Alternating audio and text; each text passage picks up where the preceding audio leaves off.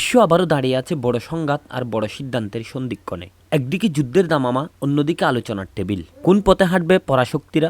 দীর্ঘ শত্রুতার পর অবশেষে আলোচনায় বসতে চাচ্ছে যুক্তরাষ্ট্র ও ইরান। মধ্যপ্রাচ্যে বড় ধরনের যুদ্ধ এড়াতে এই কূটনৈতিক উদ্যোগ। প্রস্তাব অনুযায়ী ইরানকে 3 বছর ইউরেনিয়াম সমৃদ্ধকরণ বন্ধ রাখতে হবে।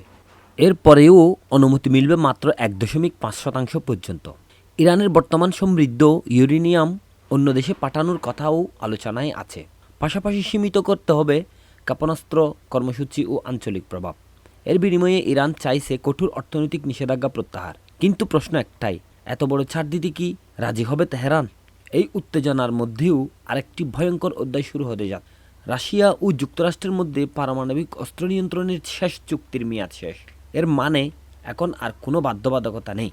কেউ চাইলে বাড়াতে পারে পরমাণুর অস্ত্রের সংখ্যা। চীন দ্বিগুণ গতিতে বাড়াচ্ছে তাদের পারমাণবিক শক্তি। বিশেষজ্ঞদের আশঙ্কা, বিশ্বে ঢুকে পড়েছে নতুন এক অস্ত্র প্রতিযোগিতা। এদিকে ইউরোপ থামছে না রক্তপাত। ইউক্রেনে দীর্ঘ যুদ্ধে প্রাণ হারিয়েছে অন্তত 55,000 সেনা, নিখোঁজ আরও বহু মানুষ। একদিনেই শতাধিক হামলার দাবি দুই পক্ষের। ড্রোন, ক্ষেপণাস্ত্র আর বিস্ফোরণের বিধ্বস্ত হচ্ছে শহর, বিদ্যুৎ কেন্দ্র, রেল লাইন।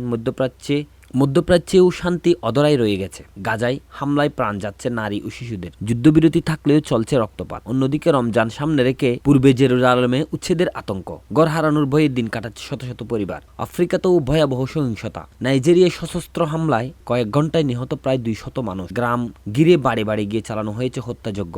এই অস্থির বিশ্বের মাঝেই সামনে আসে এক ভয়ঙ্কর নাম। একসময়ে সাধারণ শিক্ষক, পরে পরিণত হয় মানব ইতিহাসের অন্যতম কুখ্যাত যৌন অপরাধীতে। ক্ষমতা, অর্থ আর প্রভাব ব্যবহার করে গড়ে তুলে অন্ধকার সাম্রাজ্য।